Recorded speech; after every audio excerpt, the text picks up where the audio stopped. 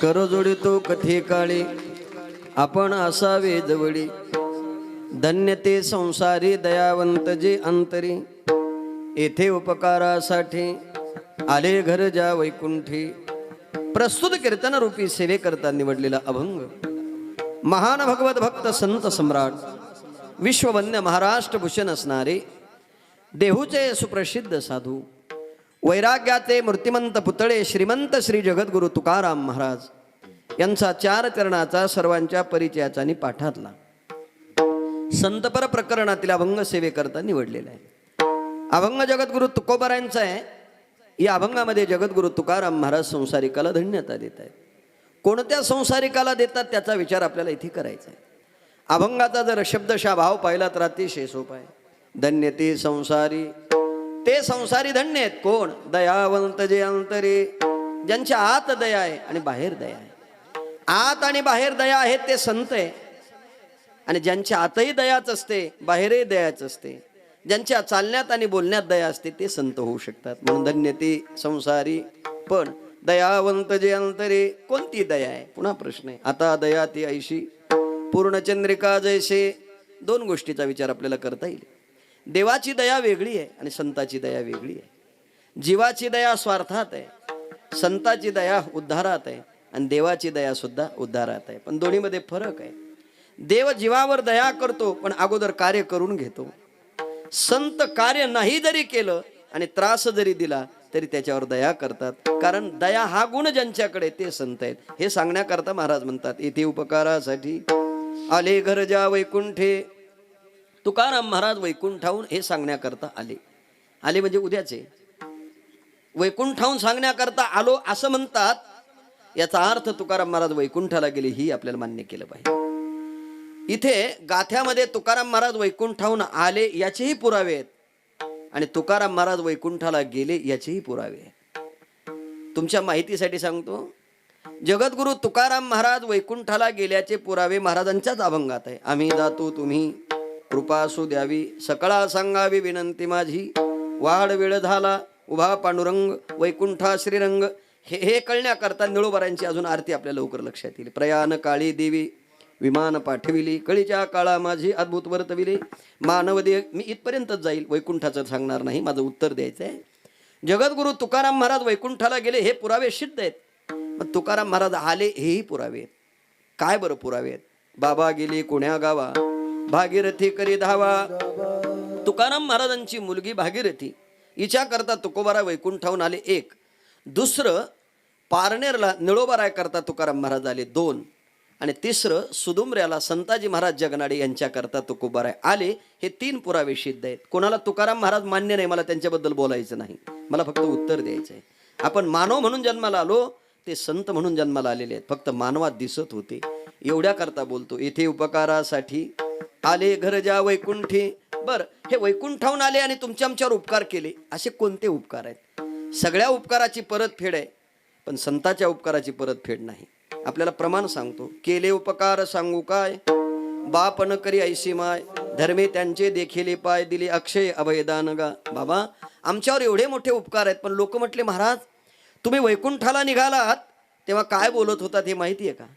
तुकोबाराय म्हटले देवाबद्दल बोलत होतो. अहो तुम्ही वैकुंठाहून आलात तेव्हा काय बोलत होतात? तुकोबाराय म्हटले देवाबद्दल बोलत होतो. लोक म्हणू लागले महाराज तुम्ही वैकुंठाला निघालात तेव्हा काय बोलत होते तुम्हाला? तुकोबाराय म्हटले असं जरी तुम्हाला दिसत असलं तरी आमच्या वाचेद्वारा देव सोडून दुसरं काही आलेलं नाही हे आम्हाला पूर्ण माहिती आहे. त्याचं कारण तुकोबारायने सांगितलं. लटिके वचन नाही देह उदासीन. याचा अर्थ असा करावा लागेल. जगद्गुरु तुकाराम महाराज म्हणतात आम्ही लटकं बोलत नाही. लटकं बोलत नाही याचा अर्थ नेमकं कसं बोलतात? आम्ही लटके न बोलू, आम्ही लटके न बोलू. हे वर्तमान खोटे. हे वर्तमान खोटे म्हटलं की आपल्याला लवकर लक्षात येईल. वर्तमान खोटे, आता वर्तमान खोटे. पण कोणतं खोटं आणि कोणतं खरं? लटिके वचन नाही देह उदासीन. महाराज म्हणतात आम्ही लटकं बोलतच नाही. मग महाराज कसं बोलतात असा प्रश्न आहे. जीवाच्या बाबतीमध्ये संतांनी एवढी मोठी क्रांती केलेली आहे. आपण कसं बोललं पाहिजे हे सुद्धा संतांनी शिकवलं. आणि संताबद्दल बोलल्यानंतर आपण कसं अडचणीत येतो हे संतांचेच वाक्य आहेत. मी तुम्हाला प्रमाणासहित सिद्ध करून देईल. मधुरावाणी ओटे तुका म्हणे वाव पोटे. इथे मधुर शब्दाचा अर्थ गोड आहे आणि पोट शब्दाचा अर्थ हृदय आहे. ज्यांच्या हृदयामध्ये गोड असतं त्यांच्या वाचेद्वारा गोडच येत असतं.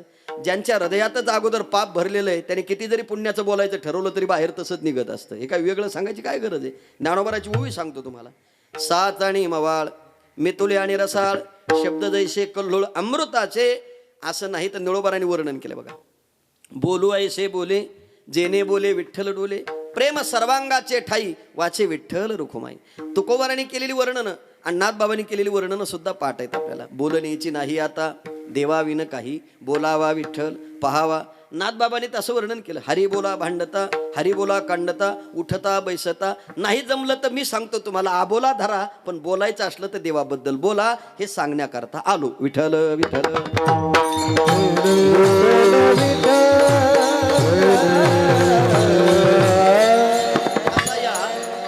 अभंगाच्या 4 चरणाचा भाव मी आपल्या समोर मांडलेला आहे. कीर्तनाला आरंभ करण्यापूर्वी थोडासा परिहार परिचय देणं गरजेचं आहे. तो असा, चालू असलेला भव्य अखंड हरिनाम सप्ताह जगद्गुरु तुकाराम महाराज गाथा पारायण क्षेत्र खडांबे खुर्द माता पिता आश्रम तुकाराम बीजेच्या निमित्तानं अतिशय उत्साहामध्ये हा उत्सव या ठिकाणी चालू आहे. आणि या उत्सवामध्ये हे 6व्या दिवसाचं कीर्तन पुष्प माझ्या वाट्याला ज्यांच्याद्वारा प्राप्त झालं ते या सप्ताहाचे मार्गदर्शक. आणि जेव्हापासून सप्ताह चालू झाला तेव्हापासून 7 दिवस जगद्गुरु तुकोबारायांचं हे कार्य समाजापर्यंत गेलं पाहिजे. अंतकरणातली दृढ भावना ज्यांच्याकडे ते हरिभक्तीपरायण चंद्रकांत महाराज खळेकर महाराजांनी मला फोन केला आणि सेवा दिली. या कार्यक्रमाकरता ज्यांचे आशीर्वाद आहेत ते परमश्रद्धेय मच्छिंद्र महाराज राजेगावकर, गुरुवर्य जंगले शास्त्री, त्याचबरोबर गुरुवर्य निवृत्तीनाथ महाराज देशमुख आणि हरिभक्तीपरायण चंद्रकांत महाराज, या सर्व मंडळीच्या द्वारा हा उत्सव चालू आहे. आणि या उत्सवाकरता आज या ठिकाणी दुधात साखर म्हणजे अशी आहे, प्रत्येक गोष्टीला कशाची न कशाची तरी गरज असते. निमित्त लागत असतं, निमित्ताशिवाय कार्य घडत नाही. उभ्या महाराष्ट्रामध्ये ज्यांचा आवाज सगळ्यांना माहिती आहे आणि ज्यांच्या आवाजानं आपण सगळे दुमदुमून गेलेलो आहे ते आमचे हरिभक्तीपरायण संगीत गान कोकिळा आमचे संजय महाराज हजारे या ठिकाणी उपस्थित आहेत.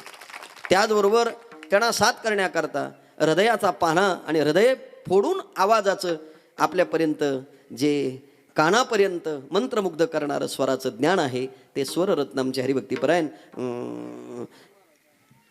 संपत महाराज आणि त्याचबरोबर त्यांना साथ करण्याकरता माऊली महाराज आहेत, अजून किशोर महाराज आहेत. ही सगळी वारकरी शिक्षण संस्थेतील महाराज आहेत. आणि दुसरी गोष्ट, या सगळ्याचं सौंदर्य जिंकण्याचं काम आणि आपल्या प्रत्येकाच्या हृदयाचा ठाव घेण्याचं काम जे करतायत, ज्यांनी मृदंगावर थाप टाकल्यानंतर असं वाटतं की यांना जीवन समर्पित करावं. मी तर असं म्हणेल, ज्या कातड्याला कोणी स्वीकारलं नाही ते कातडं कीर्तनात आलं आणि ते ज्यांच्या हातात पडलं ते भारतातले आमचे भरत महाराज आहेत. मी महाराष्ट्रातले नाही म्हणत, भारतातले. आम्ही त्यांना अण्णा म्हणतो. काय वाजवतात महाराज. असं वाटतं आमचा अण्णा वाजायला लागला म्हणजे भरत वाजायला लागलं की असं वाटतं त्याच्यावर जीव ओळून टाकावं. अरे देवा, सोपं नाही महाराज. एखाद्यानं शेतीमध्ये दिवसभर काम करावं आणि थकवून जावं, 2 तास कीर्तन वाजू द्या, थकल्यासारखा जीव होत असेल, सोपं नाही. कारण लावणी मृदंग श्रुती टाळ घोष सेव ब्रह्मरस आणि पुन्हा वाजवताना कीर्तन कोणाचंही असो, मोठ्याचं असो लहान्याचं असो, सेवा सेवाच करायची, हाच भाव अंतकरणात आहे. नाही तर कधी कधी काय असतं महाराज, मोठ्याचं कीर्तन असलं की असा लवाजमा वेगळ्या पद्धतीचा असतो. पण आमच्या भरतभाऊचं तसं नाही महाराज. गोविंदभाऊ असला तरी तसंच आणि खळेकर महाराज असली तरी हे ज्याला जमतं त्यालाच ओके. नाही तर माणसं पाहून ज्याला पेरता येतं त्याचं कव्हा बी निघून जातं. पण आमचे भरत महाराज आणि संस्थेतील महाराज मंडळी या ठिकाणी सगळे उपस्थित आहेत. तुम्ही सगळे महिला वर्ग, पुरुष मंडळी आणि या कार्यक्रमाच्या निमित्तानं आमच्या आळंदीत माझ्या शेजारी राहणारे माझे थोर मित्र आमचे सुभाष महाराज झाडे या ठिकाणी उपस्थित आहेत. त्यांच्या धर्मपत्नी कीर्तनकार त्याही ताई या ठिकाणी उपस्थित आहेत. त्यांना धन्यवाद देतो. आणि विशेष करून आज या कीर्तनाचं हे सौंदर्य तुमच्यापर्यंत मेजवानी खरी जर मिळाली असेल तर ती संत पूजनाच्या निमित्ताने. आणि ज्यांचं संत पूजन आहे ते बाबासाहेब सीताराम आवटी आणि जयराम बन्सीभाऊ आवटी आणि बहिरनाथ संपत भवर या मंडळींच्या संत पूजनाच्या द्वारा ही सेवा आपल्याला मिळणार आहे. आणि ज्यांचे नावं मी वाचलेत ते अनेक ठिकाणी संत पूजनाकरता उपस्थित असतातच आणि त्यांनी घेतलेली सेवा गोविंद महाराजापर्यंत पोहोचलेली आहे असं गृहीत धरूया. त्याचं कारण असं आहे, संतांचं पूजन केल्याशिवाय पूजा होत नाही आणि पूजा करण्याकरता संत व्हावे लागतात. विठ्ठल विठ्ठल.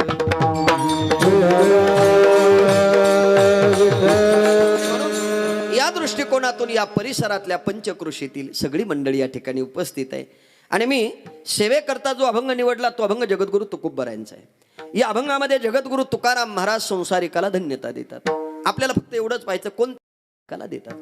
आपण जर या कलियुगाचा विचार केला तर या कलियुगामध्ये प्रत्येक मनुष्य हा संसारी आहे.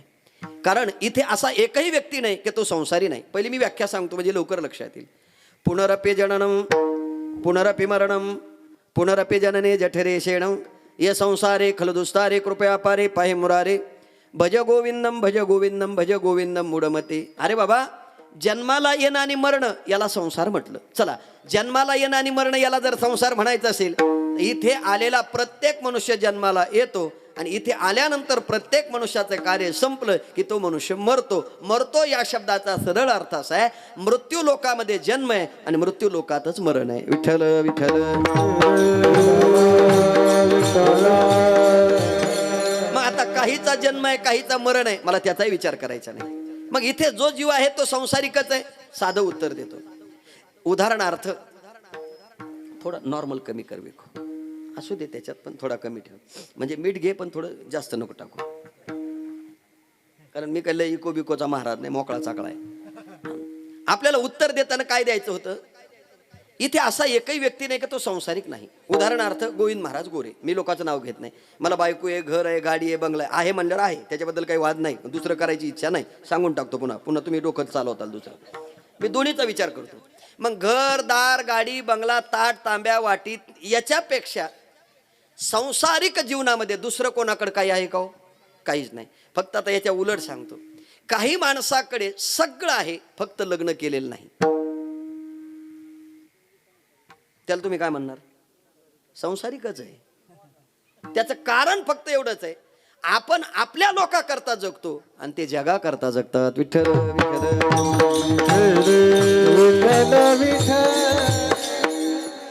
थोडक्यात अजून सांगू का लवकर कळण्याकरता? आपल्याला जर 3 मुलं असेल तर आपल्या घरात सुद्धा संपत्तीच्या वाटण्या करताना काय होतात? काय हसू होतं? दोन्ही अर्थ आहेत. वाटण्या करत असताना भांडणंही होतात आणि वाटण्या करत असताना हसूही होतं. तसं ब्रह्मचारी मनुष्य आहे पण त्याला तुम्ही संसारी म्हणू शकत नाही. पण त्यानं हे सगळं गोळा जे केलंय ना, मठ गट काय असेल नसेल, शेवटी गेल्यावर भांडणंच आहेत का नाही? काय म्हणणं आहे तुमचं? अरे भांडणंच आहेत. आमच्या बॉनच्या भाषेत सांगू का? गोले बॉनच्या, त्याला म्हणायचं ब्रह्मचारी. गाथा ज्ञानेश्वरी सोडून काहीच सापडलं नाही त्याला ब्रह्मचारी म्हणायचं, आणि नाहीच सापडलं. चला, माझा उद्देश बोलण्याचा तुम्ही गैरअर्थ करू नका. ब्रह्मचार्याकडे बायको नाही त्याला संसारिक म्हणता येत नाही. पण हे सगळं वैभव निर्माण केलं म्हणजे हे संसारात लागणाऱ्या लोका करतात का नाही? एकट्या माणसाला काय लागतं? 2 भाकरी. पण ते जुन्या काळातल्या गोष्टी. महाराज एका साधून मग ते काय म्हणले, बाबा गायच पाळली, मग ती गाय पाळल्यावर पुन्हा तिला चाराच कोणी आणायचा. मग ते तुम्हाला कळलं मला काय म्हणायचं. ते सगळं जास्त विस्तार करीत बसत नाही. आपल्याला फक्त उत्तर द्यायचं. तुम्ही कोणाचा जरी विचार केला तरी त्याला तुम्ही संसारी म्हणू शकता. मी याकरता बोलत होतो. मग जगद्गुरु तुकोबराय हे संसारिकच आहे, संसारिक आहेत. तुकाराम महाराज हे तुमच्या आमच्या सारखे आहेत. तुमच्या आमच्यात राहत होते, तुमच्या आमच्यासारखं बोलत होते. त्यांना घर प्रपंच आपल्याला घर प्रपंच, त्यांना बायको आपल्याला बायको, त्यांच्याकडे शेती आपल्याकडे शेती. ते पीक राखत होते, आपण पीक राखतो. ते विठ्ठल विठ्ठल म्हणत होते, आपण विठ्ठल विठ्ठल म्हणतो. फरक एवढाच आहे, त्यांना नेण्याकरता देवाचं विमान आलं, आपण मेल्यावर खांदेकरी येत नाही. एवढा फरक आहे संसारात. डोक्यात येईल का तुमचं? बरं, त्याकरता अजून एक प्रमाण सांगतो. समुद्र नदी नो हे पैगा पाशान म्हणून लिंगा संत नवती जगा मानसाच्या सारिके. संत नवती जगा मानसाच्या सारिके. संत नवती जगा मानसाच्या सारिके. संत नवती जगा मानसाच्या. समुद्र नदी हे पैगा, हे पैगा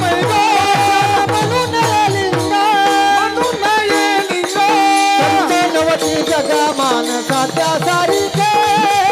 संत नवती जगा मानसाच्या जगा मानसाच्या सारिके.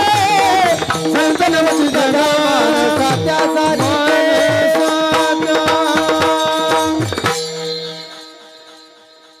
समुद्र नदी नोहे पैगा पाषाण म्हणून लिंगा संतन होती जगा मान. दिसायला तुमच्या आमच्या सारखे आहेत, तुमच्या आमच्यात राहत होते, तुमच्या आमच्या. मी या करता बोलत होतो, प्रपंचिक जीवनाचा जर विचार केला तर सगळ्या गोष्टी आपल्यासारख्याच आहे. पण पुढचं उत्तर आहे का, जर त्यांना नेण्याकरता देवाचं विमान येत आहे, आमच्या संसारात का नाही. मी हेच बोललो. चला, तुकाराम महाराज पीक राखण्याकरता जातात, पण पक्षासाठी पळसाच्या पानाचं दुरण तयार करतात आणि त्यामध्ये पाणी भरून ठेवतात. अरे आपण सुद्धा पीक राखण्याकरता जातो, तास 2 तास देवपूजा करतो, गाथ्याचं चिंतन करतो आणि जाताना गोफण दगड सोबतच नेतो. कोणा करता? उलट तुकाराम महाराज जेव्हा पीक राखत होते तेव्हा वर्ण चाललेल्या थवा होता पक्षाचा, त्यांना सांगतात खाली या, काय पंगत आहे, तुम्हाला जीव घालतो म्हणले. कोणाला? तुम्हाला कळलंय का मला काय म्हणायचं? तुम्ही गण लावता, तासभर गाथ्याचं पारायण करता आणि पुन्हा गोफण दगड सोबतच नेता. कोणासाठी? काय फरक आहे? मी या करता बोललो. अजून ऐका, जगद्गुरु तुकोबारांच्या जीवनामध्ये सुख दुःख आहे, आपल्याही जीवनामध्ये सुख दुःख आहे, पण फरक आहे. त्याने दुःख कोणापुढे मांडलं नाही आणि आपण सांगितल्याशिवाय राहिलो नाही. मी सगळी प्रमाण सांगेल. दुःख ते कयेचे नये स्वप्नासी, भुक्ती मुक्ती झाल्या कामारी दासी, त्याचे वर्म तू आमापासी, सुखे राहिला प्रेमाची आ. काय वर्णन केलंय महाराज. दुःख ते कैचे नाही स्वप्नासी, भुक्ती मुक्ती. याच्या अनुसंधानानं गीतेतला श्लोक सांगतो. ए बरोबर गबर रे, आपल्या महाराजाचे गे नाही नाही, घर तुमचं म्हणून म्हणलं. हे उभा आहे महाराजाचा. अरे वा वा, ए टाळ्या वाजवा रे बाजार. ते असं म्हणायचं असतं तेव्हा बाकीचे गोळा होते. सावडीवर दरोडा कुठे टाकेल मी? मला माहिती ना तुमचं आहे म्हणून. ते कसं आहे, मी चहा घेत नाही हे कवा म्हणायचं असतं कोणी चहा करत नसल्यावर. विनोदही कळला पाहिजे ना. चला, मला अजून पुढे जायचं होतं. विठ्ठल विठ्ठल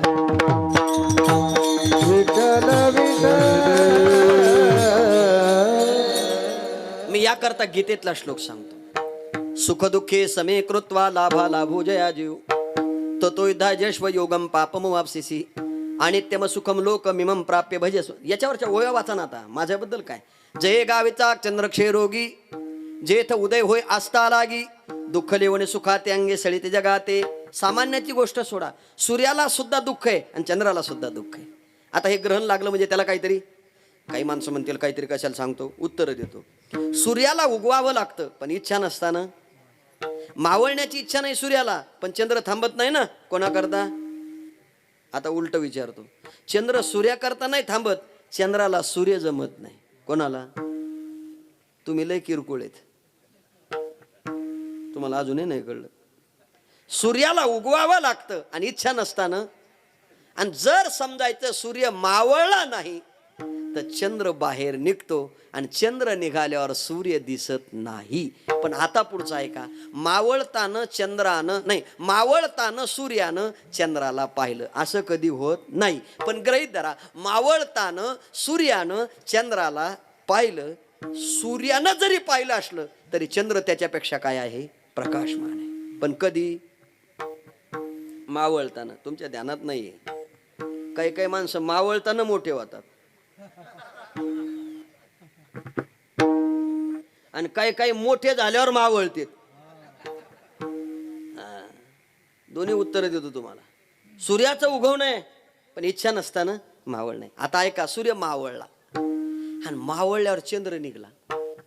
आणि चंद्र जेव्हा निघला ना महाराज, तेव्हा असा एकटाच हिंडू लागला. पण त्या चंद्राला पाहून असं वाटलं चंद्राला, माझ्यापेक्षा इथं या सृष्टीला प्रकाश देणारा कोणीच नाही. चांदण्या दम काढीत नाही. चांदण्या म्हणजे अपक्ष उमेदवार. ह्या चांदण्या बाहेर निघल्या आणि त्या चंद्राला म्हणू लागल्या, तुला आमच्याशिवाय कोण प्रकाश देईल. रात्री 1:45ला चांदण्या डिम झाल्या. फॉर्म मागं घ्यायच्या टायमाला डिम झाले आणि मग चंद्र एकटाच फिरू लागला.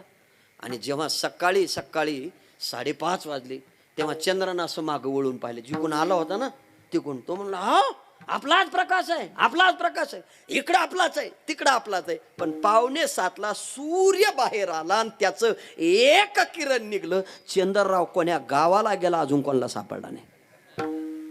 म्हणजे काय, एकाला उगवणं तर एकाला मावळणं. आता उलट करा, ज्याचं उगवणं झालं त्याला मावळण्याचं दुःख आहे, आणि ज्याला मावळण्याचं दुःख आहे त्याला चंद्राच्या उगवण्याचं सुद्धा दुःखच आहे. मग इथे एक बारकाईने विचार आपल्याला करता येईल. सूर्याला उगवावं लागतं, इच्छा नसताना मावळावं लागतं. जीवाच्या वाट्याला आलेलं दुःख जीवाला भोगावंच लागतं. त्यांनी कोणाला जरी सांगितलं तरी ते कमी होत नाही. माझं उत्तर याकरता होतं, जगद्गुरु तुकोबारायच्या वाट्याला सुख दुःख होते, पण तुकोबाराने कधीही त्याची वाच्यता कोणापुढे केली नाही. याच्याकरता अजून एक कबीरदास महाराजांचं म्हणणं सांगतो. जो देखे सो दुखे या बाबा, सुखे या कोई नहीं रे. राजा दुखिया प्रजा दुखिया, दुखिया घर बैरागी. जो देखे सो दुखे या बाबा, सुखे या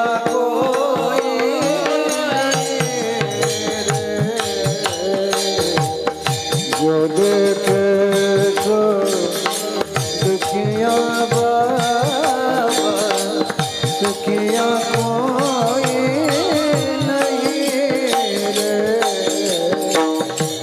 जो देखे सो दुखिया बाबा, सुखिया कोई नहीं रे. जो देखे सो दुखिया बाबा, दुखिया कोई नहीं रे. नहीं रे, नहीं रे, नहीं रे. याच्याकरता अजून एक प्रमाण सांगतो. अनेक दुःखे सांगू किती, सकळ संसाराची स्थिती. नसा हे पाशान फुटती, भय कापचित्ती भरलासे. अजून एक प्रमाण सांगतो. दुःख बांधवडे आया, तुम्ही म्हणाला अजून एक प्रमाण सांगतो, अजून एक सांगतो तरी गौर मला येतं म्हणून सांगतो. असं संजय बोल माहिती सांगाच म्हणे, मग सांगतोच. अनेक दुःखे सांगू के ते, सकळ संसाराचे पाषाण भय का. बर, दुःख बांधवडे आया संसार.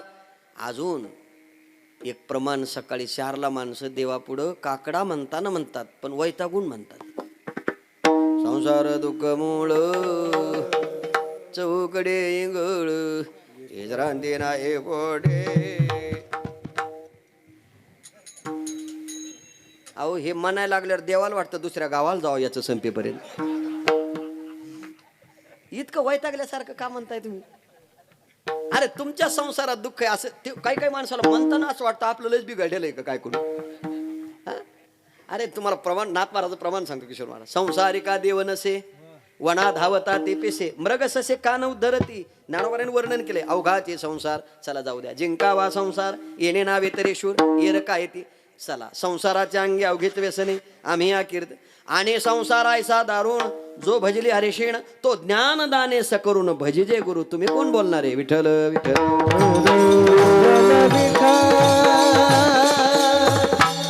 मला सांगा, तुमच्या माझ्या संसारामध्ये सुद्धा सुख दुःख आहे, आणि संत महात्म्यांच्या संसारात व्यवहारिक सुख दुःख आहे. मी शब्द वापरताना हा वापरला, व्यवहारिक सुख दुःख आहे. पण महाराजाची प्रमाण अशी आहेत. महाराज जगद्गुरु तुकोबारासारखं दुःख जर आपल्या कोणाच्या वाट्याला आलं असतं तर आपण कीर्तनाला सुद्धा आलो नसतो. कोरोनासारखं दुःख निर्माण झालं, माणसानं सगळं सोडून दिलं. बरोबर आहे ना? सांगू लागले म्हणले पिवळ्या पिवळ्या पाण्याचं खा म्हणजे कोरोना होत नाही. लोकांना पांढरे बटाटे तळून आणले हो.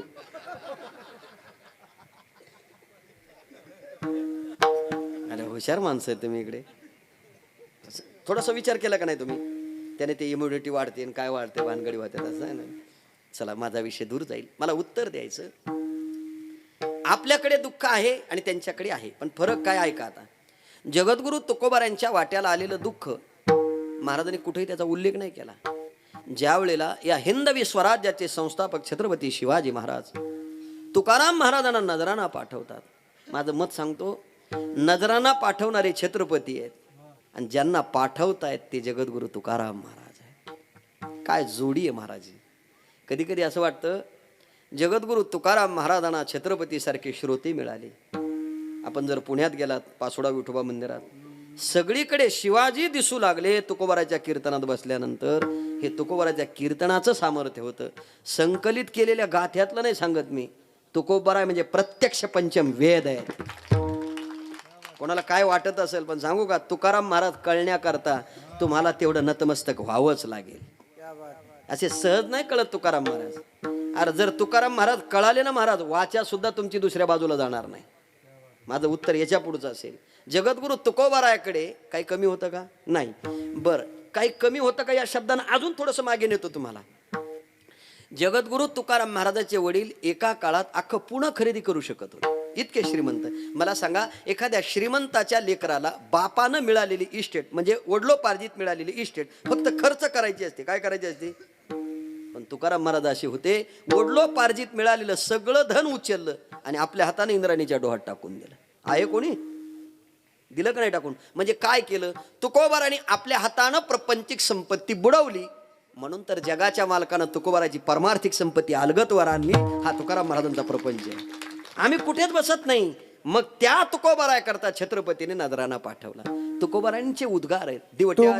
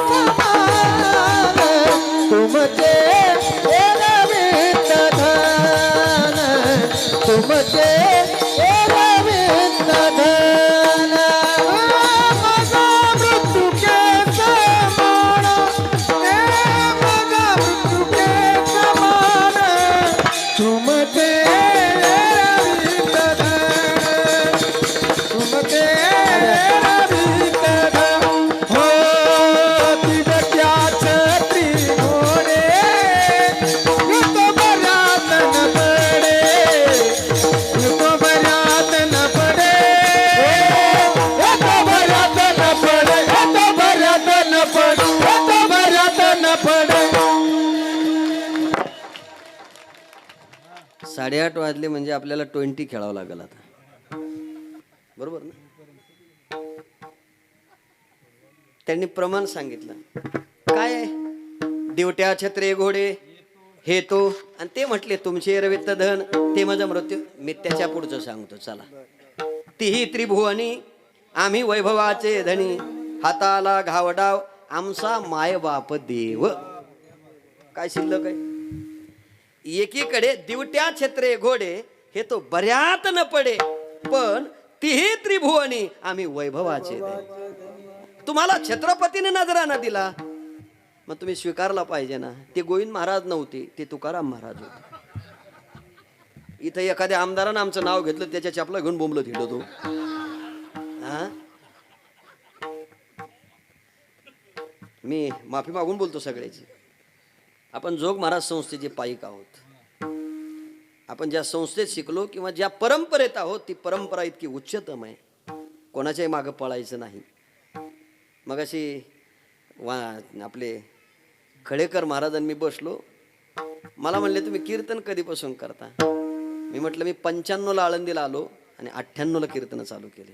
त्यांनी मला एक आठवण करून दिली. मी 99ला तुमची कीर्तनाची एक कॅसेट ऐकली होती म्हटले. मी तेव्हापासून आजपर्यंत पाहतो गोविंद महाराज आहेत तसाच. त्याचं एकच उत्तर आहे, आपल्या मार्गात आल्यानंतर आपलं काम आपण करायचं. आपल्या कामात जरी कोणी आला तरी आपल्या सारखा करण्याचा प्रयत्न करायचा, त्याच्यासारखं व्हायचं नाही. मी त्यांना बोललो आपण संस्थेचे पाईक आहेत. जोग महाराज पुण्यामध्ये ज्ञानेश्वरी सांगायची, प्रवचन चालायचं. आता जोग महाराज ब्राह्मण कुळातले. जोग महाराज काय सामान्य होते महाराज. जोग महाराजांनी जी संस्था निर्माण केली, ज्या खांबावर निर्माण केली, ते 4 संत आहेत आणि 4 समाजाचे 4 संत आहेत. हे विशेष आहे. महाराज ब्राह्मण कुळातले पहिलवान जोग महाराज ज्ञानेश्वरी सांगायचे. लोक जोग महाराजांची ज्ञानेश्वरी त्या वाड्यामध्ये ऐकायचे. एवढा समाज जोग महाराजांची ज्ञानेश्वरी ऐकायला येऊ लागला. बसायला जागा पुराणा. आता जागा पुराणा म्हटल्यावर एका सेठने जोग महाराजाला विनंती केली. म्हटले, महाराज एवढी ज्ञानेश्वरी तुम्ही आमच्या इथं सांगा. कुठं? कारण आमच्याकडे भरपूर जागा आहे. जोग महाराज म्हटले नाही. त्या शावकारानं थोडीशी विनंती केली. म्हटले, महाराज जर तिथं ज्ञानेश्वरी सांगत असले त्यांना पोतभर पैसे देतो. म्हणजे किती? पोतभर. ते गोविंद महाराज नव्हते, हे पुन्हा सांगतो. पोतभर पैसे देतो. जोग महाराजांनी सांगितलं नाही. अहो म्हणले, इथं बसता येत नाही, जागा नाही लोकाला. त्याने सांगितलं, ज्ञानेश्वरी ही आम्हाला जगवते. ती कुठं जरी गेली तरी जगवणार आहे. आम्हाला तुमच्या जागेची गरज नाही. ज्ञानोबारांनी दिलेली जागाच इतकी मोठी आहे, तुमच्या महालाची आम्हाला गरज नाही. पण त्यानं सांगितलं, म्हटले अजून 2 पोते पैसे देतो. त्याला जोग महाराज नाही म्हटले. आणि नाही म्हटल्यावर तो थोडासा, शेवटी मोठ्याचं ऐकलं नाही की त्याला अहंकार होतोच ना. त्यांना काय माहिती संपत्ती फेकून द्यायची म्हणून. ते पैशावाले जास्त येड्यात काढतात दुसऱ्याला.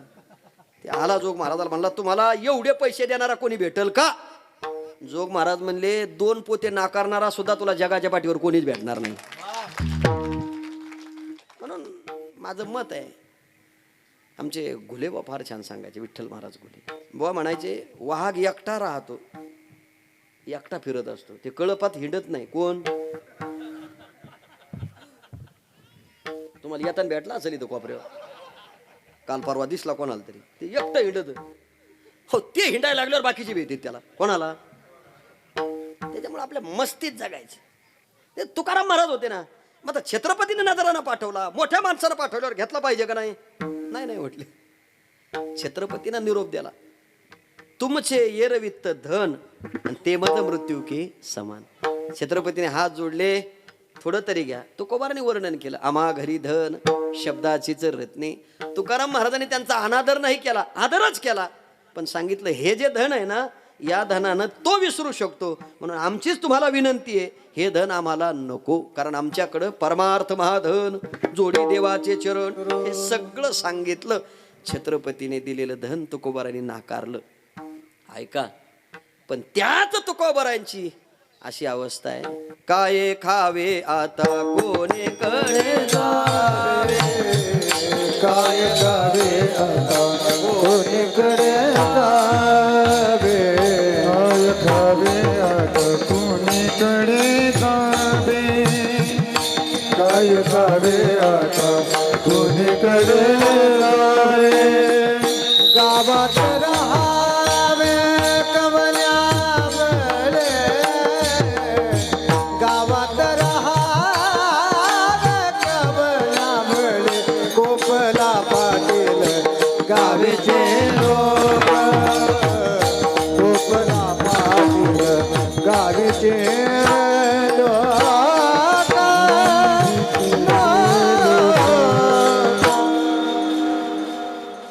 मी माझ्या पदरचं नाही सांगणार. काय खावे आता कोणीकडे जावे, गावात राहावे कोण्या बळी, कोपला पाटील गावेचे हे लोक, आता माझं भेक कोण. अरे गावातल्या पाटलानं सांगितलं गावात राहायचं नाही, तुकोबाराने आपलं दुःख कोणापुढे मांडलं नाही. मी असं म्हणतो, हे दुःख नाही का? चला, दुष्काळी आटीला द्रव्य नेला मान, श्री एका अन्नान्न करता मेली. तुकोबाराच्या धर्मपत्नी अन्नान्न करता निघून गेल्या, तरी तुकोबाराने आपलं दुःख कोणापुढे मांडलं नाही. त्याचं उत्तरही तुकोबाराने दिलं, दुःख ते कैचे नाही स्वप्नासी, भुक्ती मुक्ती झाल्या कामारी दासी, त्याचे वर्म तू आम्हापाशी, सुखे राहिला प्रेमाचे. एका साधकाने विचारलं, म्हटले महाराज, धन गेलं, मान गेलं, पैसा गेला, धर्मपत्नी, हे सगळं गेलं, निदान एकांतात झोपल्यानंतर कधीतरी तुमच्या स्वप्नात हे सगळं आलं असेल ना? तुकोबाराय म्हणतात, झोपण्याकरता आणि एकांतात ते स्वप्नात येण्याकरता झोप लागावी लागते, मग त्याचं स्वप्न पडत असतं. देवाच्या चिंतनाने झोपच लागली नाही तर स्वप्न पडण्याचं काही कारणच नाही. मी असं विचारतो, स्वप्न पडतं माणसाला कधी? झोपल्यानंतर. तुम्हाला पडतं का? कधी पडतं? झोपल्यावर. माझं काय घोटाळा आहे का जरा? मला स्वप्न पडतंय पण झोपीत नसताना पडतंय, म्हणजे जागा असताना. मग तुम्ही म्हणाल तुम्हाला जागा असताना स्वप्न पडतंय म्हणजे तुमच्या दोन्ही गोळ्या डोक्याच्या घरी विसरल्या असतील का? तुमचं डोकं चाललंच असेल ना. असं एक लक्षात ठेवा, कोणत्याही माणसाला स्वप्न पडतं हे झोपेत, पण स्वप्न जे पडतं झोपेत त्याचं चिंतन हे जागृतीतलं आहे. म्हणजे स्वप्न कशातलं आहे? जागृतीतलं आहे. तुम्ही जागृतीत राम राम म्हणा, संध्याकाळी स्वप्नात राम येतं, बरोबर आहे. मग आता जागृतीत तुम्ही ज्याचं चिंतन करता, संध्याकाळी स्वप्न त्याचं पडतं. मग तुकोबाराय म्हटले, स्वप्न पडण्याकरता झोपच लागली नाही तर स्वप्न पडण्याचं काही कारणच नाही. दिनर हाते धंदा, दिनर जन हाते धंदा, दिनर जन हाते धंदा, दिनर जन हाते धंदा. गोविंदाचे पवाडे, गोविंदाचे पवाडे, दिनर जन हाते धंदा, दिनर जन हाते धंदा, हाते धंदा, हाते धंदा. दिनरजनी हाचे धंदा गोविंदाचे. अजून महाराजांनी वर्णन केले, पांडुरंग ध्यानी पांडुरंग म्हणे, जागृते स्वप्ने पांडुरंग, किंवा जागृते स्वप्न सुषुप्ते नाठवे, पाहता रूप तुझे, मग गोविंदासनी गोविंद शेणी, आणि गोविंद त्या म्हणी बैसलासे. म्हणजे तुकोबरांच्या स्वप्नामध्ये सुद्धा दुःख आलं नाही. मग त्या तुकोबराच्या प्रपंचामध्ये सुख दुःख नाही का? म्हटले आहे, पण कोणत्या प्रपंचाचा विचार केला? धन्य जगी तोचे हरी रंगनाचे, जगी तोचे, हरी रंगनाचे. रामकृष्ण वासुदेव सदा स्मरे वाचे, रामकृष्ण वासुदेव सदा स्मरे वाचे. धन जगी तोचे हरी रंगनाचे, धन जगी तोचे हरी रंगनाचे, हरी रंगनाचे.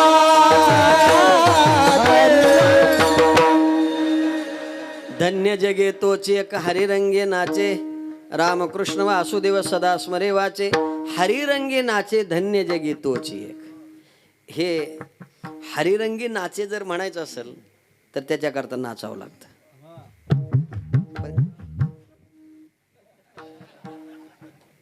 कसं बी नाही, काही काही कसंही नाचत येतो, नाचावं लागतं याच्याकरता. रामकृष्ण वासुदेव सदा स्मरे वाचे, आणि मग धन्य जगे तोची एक हरिरंगे नाचे. हे समाजामध्ये काही प्रकारचे लोक आहेत महाराज. काही माणसं नाचे आहेत, काही नाचणारे आहेत, आणि काही नाचून घेणारे आहेत. पण नाचताना सुद्धा कसं नाचलं पाहिजे त्याच्यामध्ये सुद्धा विचार केला. नाचो कीर्तनाचे रंगे, ज्ञानदीप लावू जगे. बर, हे लाज भय शंका दुराविला मान. पण माणसं नाचताना लाजतात. कुठं? इथं म्हणजे कीर्तनात. आणि त्या मंडपात गेलं, अरा असे नाचत आहेत माणसं. माणसं नाही हो, ह्या पण नाचत आहेत. पण इथल्या सोडून ह्या कीर्तनातल्या नाही. त्या म्हणते आम्हाला बी नावं ठेवले बाबांनी, तुम्हाला नाही नावं ठेवीत, फक्त तुम्ही लिमिटमध्ये राहा थोड्या. ते काय झालं माहिती आहे का? ह्या जेव्हापासून मुख्यमंत्र्यांच्या बहिणी झाल्या तेव्हापासून ऐकतच नाहीत महाराज. मला त्याचं कोडं पण उलगडलं नाही अजून. 40,000 रुपये पगार असतो तरी ती म्हणते पैसे पुरत नाही. 1500वर फूट झाली कशी? अरे लयच मोठा घोटाळा नाही हो. पण जाऊ दे, आता आमच्या बी बायकोला मिळत आहेत 1500. मग कशाला नाराज व्हायचं कोणावर? विनोदाचा भाग आहे, सोडून द्या. मला उत्तर द्यायचं. हरिरंगी नाचे, प्रत्येकाने नाचलं पाहिजे देवा करता. आपण प्रपंचामध्ये नाचतो आणि नाचत नाचत आपला प्रपंच शेवटाला जात नाही, त्याच्यात नाचावंच लागतं. कशात?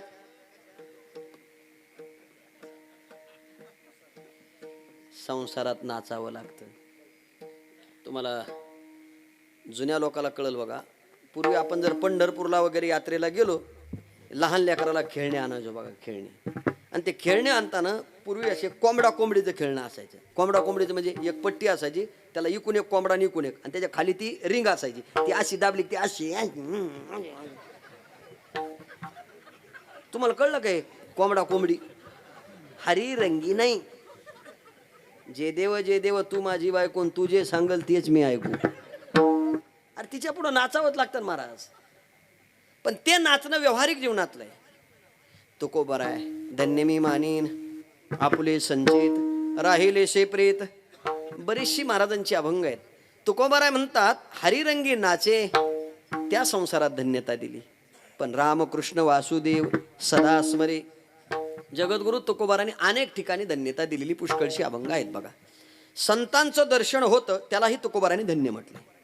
धन्य आजे देन झाले संतांचे दर्शन, झाली पापा तापा तुटी. नाथ महाराजांनी वर्णन केलेलं आहे. अनंतावधी जन्म योनीमध्ये दुःख भोगावं लागलं असतं, पण संतांच्या दर्शनाने तेही दुःख गेलं. धन्य आजे दिन संत दर्शनाचा, अनंत जन्मेचा शिन गेला.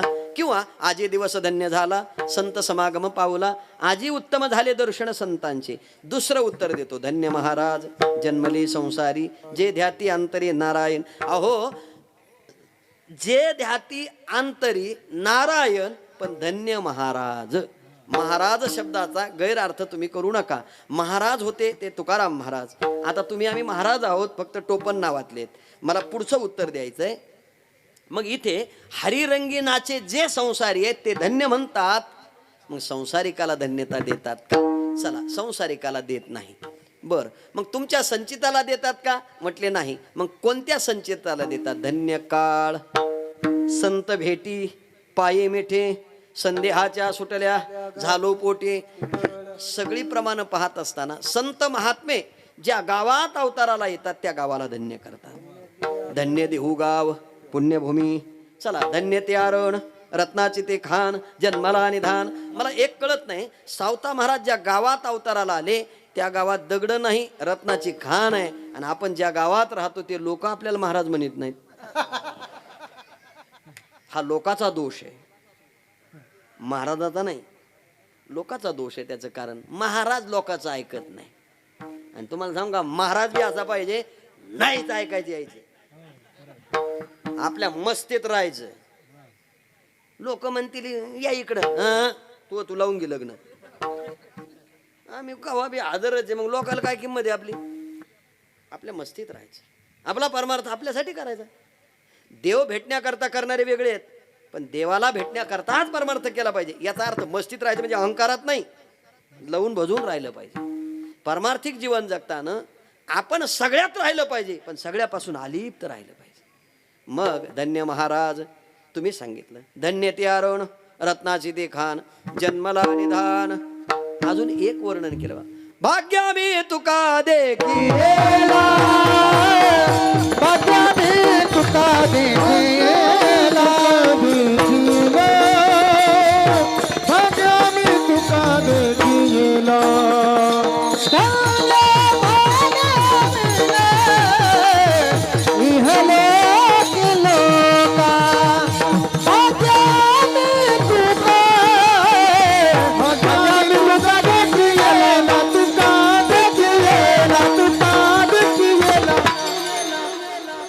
आता लक्षात येईल बघा. धन्य म्हणवीन इहलोकी लोका, भाग्य आम्ही तुका देखी येला, ते संसारी अभंगाच्या पहिल्या चरणात. धन्य ते संसार, धन्य ते संसारी, धन्य ते संसारी, धन्य ते संसारी, धन्य ते संसारी, धन्य ते संसारी, धन्य ते संसारी.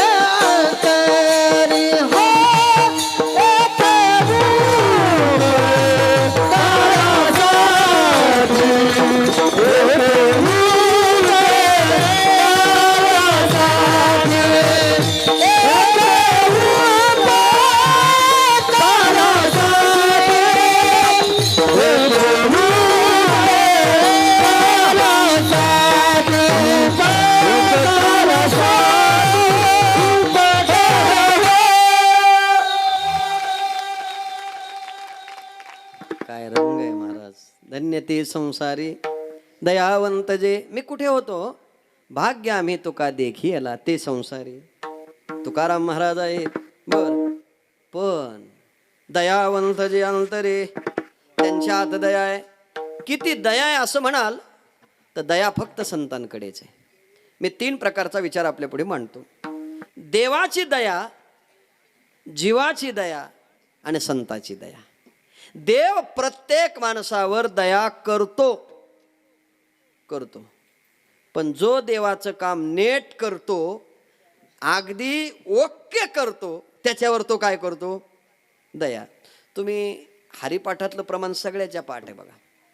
मागे पुढे उभा, राही सांभाळीत, आली आघात. बर, हे कळण्यापेक्षा अजून सांगतो. कोठे गुंतलासी द्वारकेच्या राया,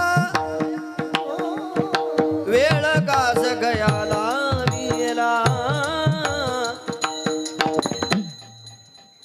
ते वस्त्र परमात्म्यानं पुरवले, बरोबर आहे. अजून थोडंसं उत्तर देतो. बाली आणि सुग्रीवाचं युद्ध झालं. बाली आणि सुग्रीव दोघं जण काय आहेत? भाऊ भाऊ आहेत. कशामुळे झालं, काय झालं एवढं मला सांगायला वेळ नाही.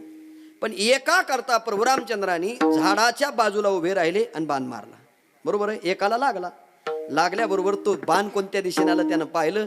परमात्म्याची भेट झाली, दर्शन झालं. आणि ज्याला बाण लागला त्याचा दुसरा भाऊ शेजारी उभा होता आणि त्याने भगवंताला विचारलं, प्रभू का बाण मारला? का मारला म्हणजे? म्हटले, अरे यानं सगळं सोडलं होतं ना, जर याला मारलं नाही तर हा वेगळं काही करेल ना. तेव्हा त्या भावाचे उद्गार आहेत, तो माझा भाऊ आहे, तुम्ही का हे केलं? कोणाला सांगितलं? त्याच्या पाठीमाग काही कारण असेल, मी ते इथं सांगत बसत नाही. मी इथं मुद्दाम सांगतो, ते इथं मी सांगत नाही. पण तुम्ही जर गुजरातला गेलात, वेरावळला, तर ते देवाला भोगावं लागलं, पायाला बाण लागलेला आहे वगैरे वगैरे, पाहून घ्या. पण एक काम करण्याकरता एक भोगावं लागलं की नाही? बरं, तिच्याकरता म्हणजे द्रौपदी करता वस्त्र पुरवले, पण त्याच्या पाठीमागं काही कारण असेल ना. असाच गेला आणि कोणाला वस्त्र पुरवाय मोकळा राहिला का तो? म्हणून मी तुम्हाला हे प्रमाण अगोदर म्हटलो, घालून या भार राहिलो. परमात्मा सगळ्यात. अजून एक प्रमाण सांगतो. भक्ता राखे पायापाशी आणि दुर्जनाशी संहार. देव काय करतो? भक्ताला पायापाशी ठेवतो आणि दुर्जनाचा काय करतो? संहार. पण ऐका, देव दुर्जनाचा संहार करू शकतो, पण दुर्जनाचा उद्धार करू शकत नाही. आणि उद्धार करतात ते फक्त आमचे संतच आहेत. तुम्ही अजूनही बारकाईने चिंतन करा. वाल्याचा वाल्मिक करता आला, बरोबर? वाल्याचा बरं किती 7 रान्न भरले होते वगैरे वगैरे सगळं पाहून घ्या. मग भक्ताला जर तो पायापाशी ठेवतो, दुर्जनाचा जर संहार करतो, तर देवाला दुर्जनाचा उद्धार करता आला नाही. अजून पुढचं उत्तर सांगतो. देव दया करतो. सीता चोरून नेली रावणानं, पटकन ध्यानात आणा, कारण घड्याळ पळायला लागली माझी. आणि सीता चोरून नेल्यानंतर सगळीकडे सीतेचा शोध सुरू झाला. चोरली कशी वगैरे वगैरे पाहून घ्या. ते मारीच नावाचा राक्षस आला, ते बाण मारला, लक्ष्मणा धाव अमकं कर तमकं. आणि सीतेचा शोध लागला. सीता अशोक वाटिकेत आहे. मग रावणाला विनंती केली. रावणानं सांगितलं, मी सीता सोडणार नाही. मग त्याकरता काय करावं लागेल? तुम्हाला युद्ध करावं लागेल. युद्ध आरंभिलं, पण आरंभिल्यानंतर पहिल्यांदा काही रावण निघाला नाही. त्यानं एका एकाला पाठवायला सुरुवात केली. मग आता कोणाकोणाला पाठवलं? रावणाचा भाऊ, रावणाचा मुलगा. पटकन ध्यानात आणा, रावणाचा मुलगा सुद्धा परत आला नाही. आणि रावणाचा जो भाऊ होता कुंभकर्ण, त्याला झोपेतून जागं केलं आणि त्याला सांगितलं, तुला युद्ध करावं लागेल. त्यानं विचारलं, का करायचं? म्हटले, विनाकारण करायचं. कोण म्हटलं? रावण म्हटलं, विनाकारण. कुंभकर्ण भाऊ होता तो म्हणला, विनाकारण आपण कोणासोबत भांडणं करीत नाही. कोण म्हणलं? विनाकारण भांडणं करणारे मूर्ख माणसं आहेत, पण तो कुंभकर्ण हुशार आहे.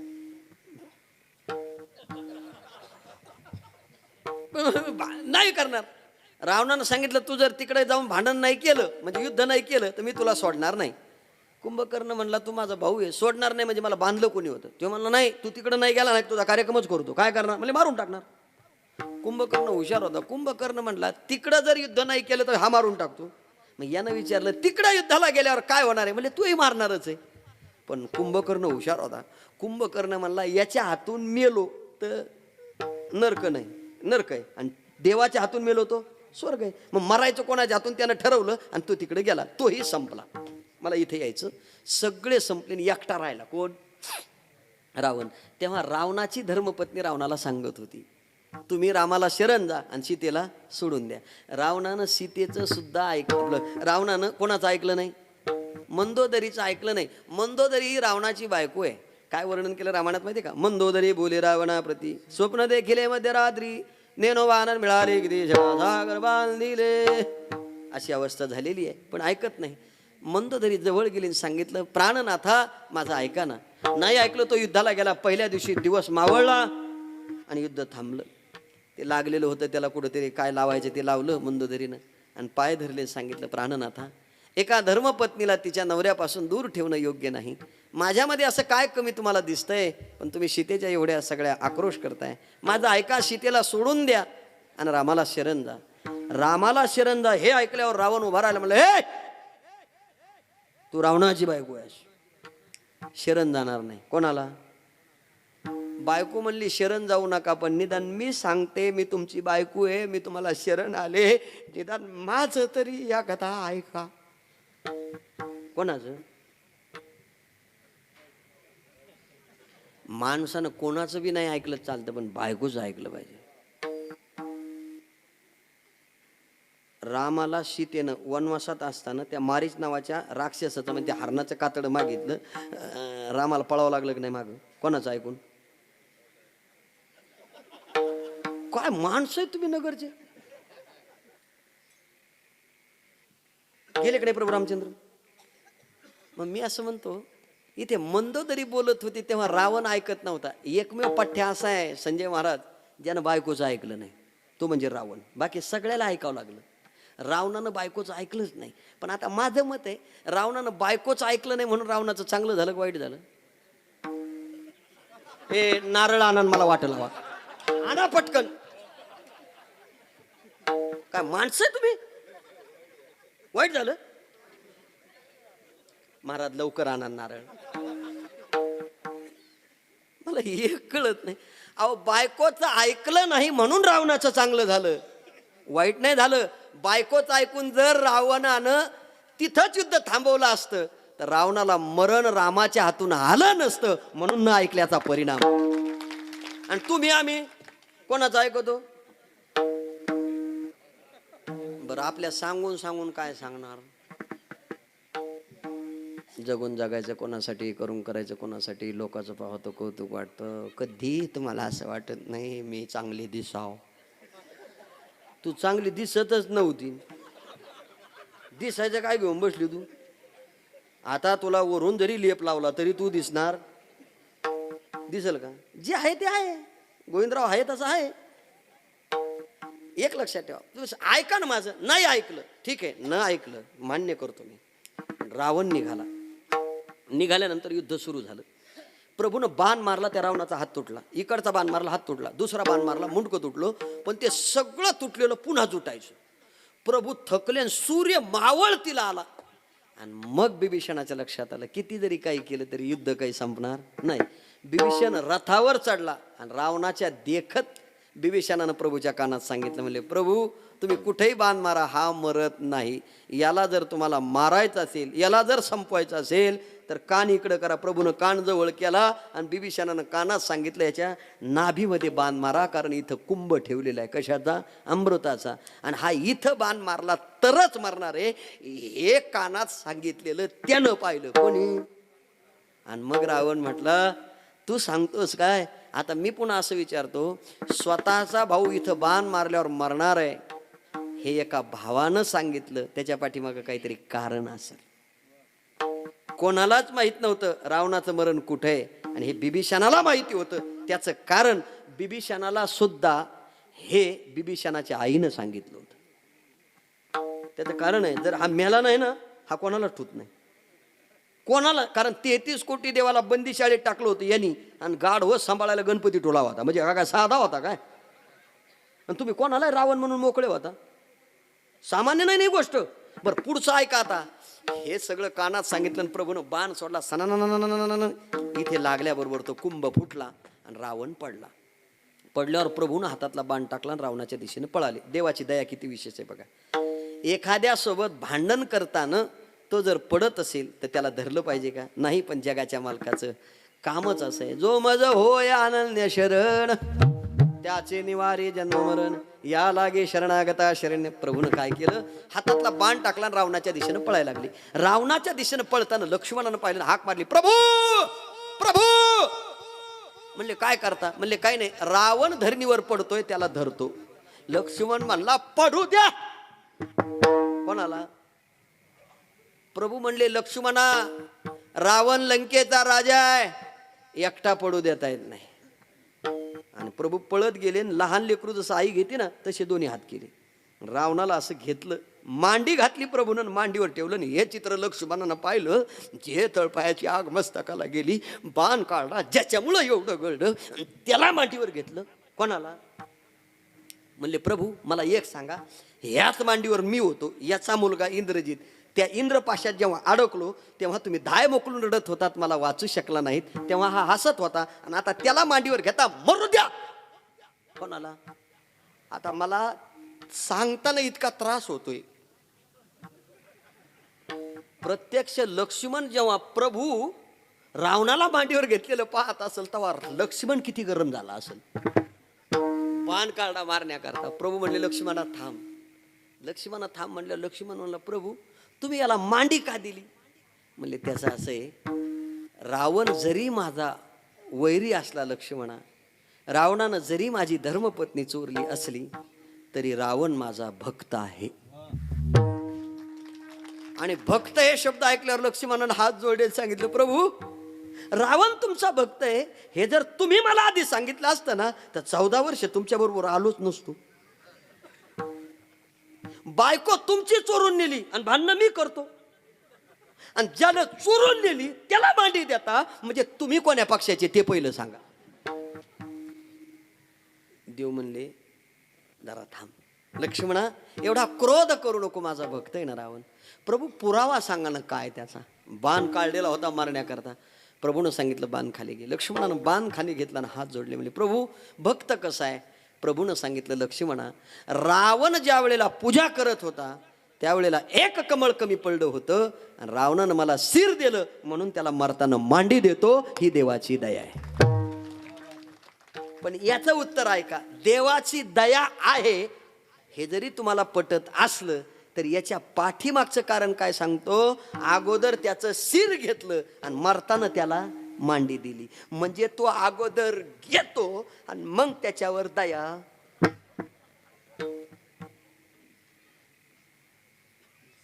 थोडंसं धाडसानं बोलू का? ही दया जरा स्वार्थी आहे. काय बोललो मी? ही दया जरा स्वार्थी आहे. न घेता दया कोण करू शकतं? न घेता जगाच्या पाठीवर दया करतात. दया कर